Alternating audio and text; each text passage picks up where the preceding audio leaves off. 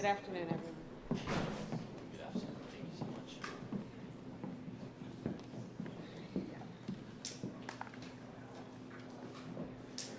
Everybody ready?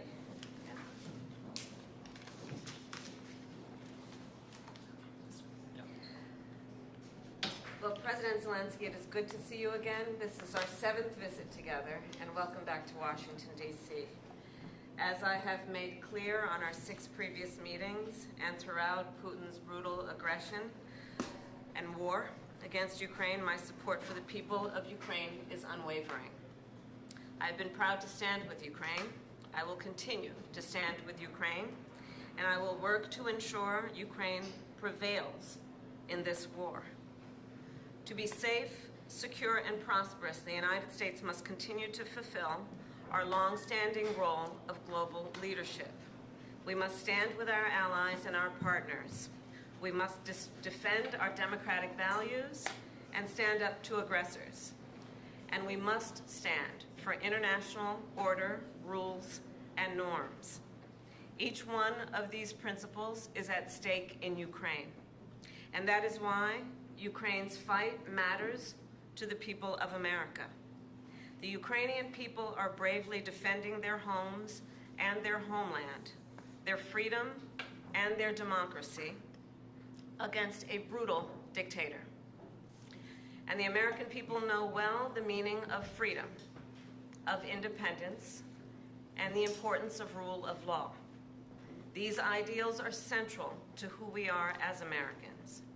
And some of the most important moments in our history have come when we stood up to aggressors like Putin, just as we must today.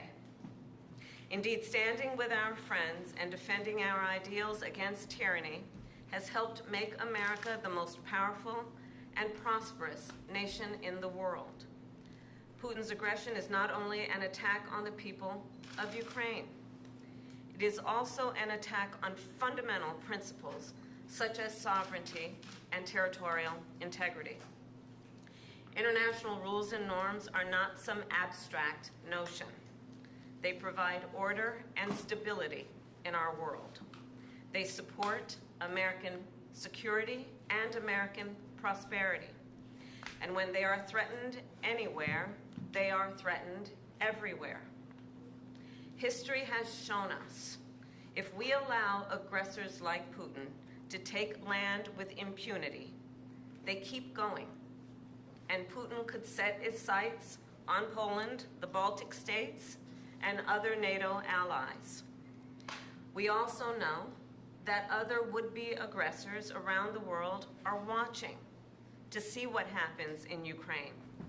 If Putin is allowed to win, they will become emboldened. And history reminds us, and history is so clear in reminding us, the United States cannot and should not isolate ourselves from the rest of the world. Isolation is not insulation. So then, the United States supports Ukraine not out of charity, but because it is in our strategic interest.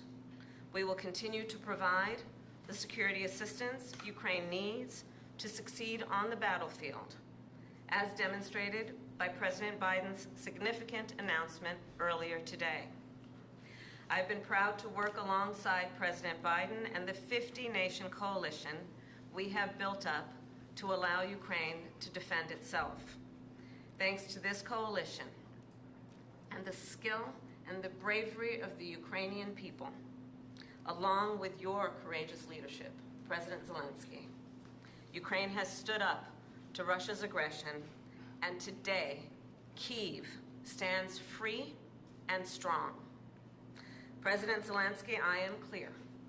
Putin started this war, and he could end it tomorrow if he simply withdrew his troops from Ukraine's sovereign territory. Of course, he has demonstrated no intention of doing that. Instead, he continues to assault civilian infrastructure and terrorize the people of Ukraine.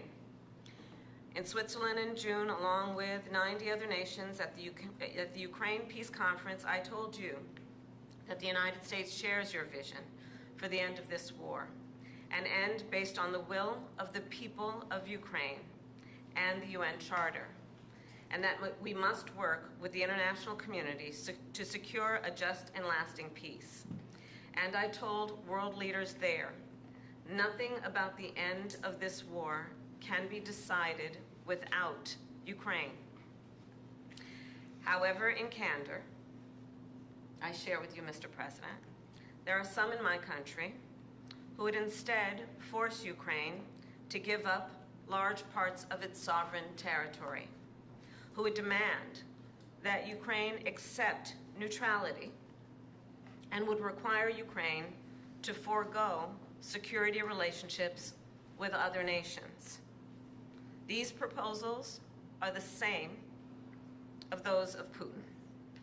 And let us be clear, they are not proposals for peace. Instead, they are proposals for surrender, which is dangerous and unacceptable. So President Zelensky, I look forward to our discussion today, and I will continue to work with you to ensure Ukraine prevails in this conflict and remains a free, democratic, and independent nation. Welcome back again. Thank you so much. Madam Vice President, thanks for the invitation. Happy to see you. Dear journalists, I want to especially thank you for your participation in the Peace Summit. And really it was very important, and we remember it.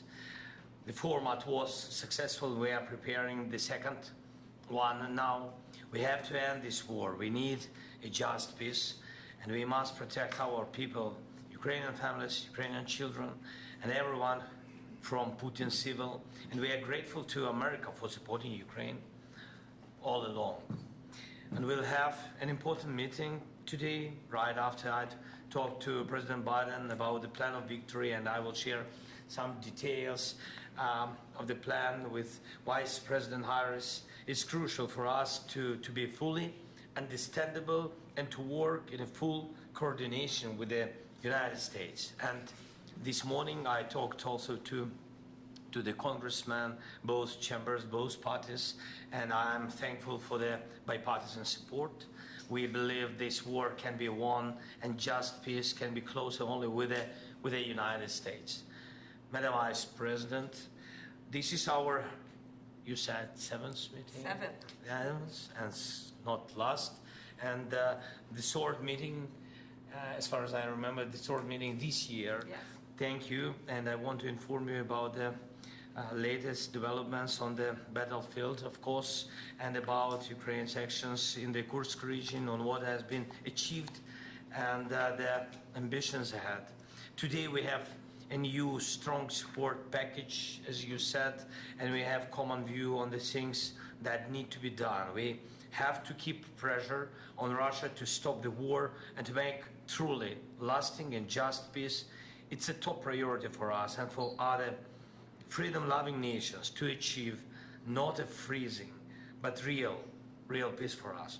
So we need to keep sanctions against Russia strong, and we need to use that proceeds from immobilized Russian assets to protect Ukraine, our people, our cities, our front line from Russian evil. And of course, we must work hard to bring all Russian war criminals to justice.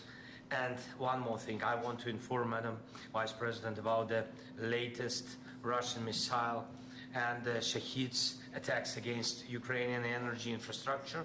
We need to urgently strengthen Ukraine's air defense to save thousands of lives and reduce Russian terror to zero. It's achievable. Thank you again. Thanks, America. Thanks to you, Madam Vice President. Slava Ukraini. Thank you. President Zelensky, Here, we're can you gonna say- find some- Thank you, Press. Can you comment on Eric Adams, Vice President? Can you say that? This way, everybody, please. Thank you very much. Begin to move towards the door.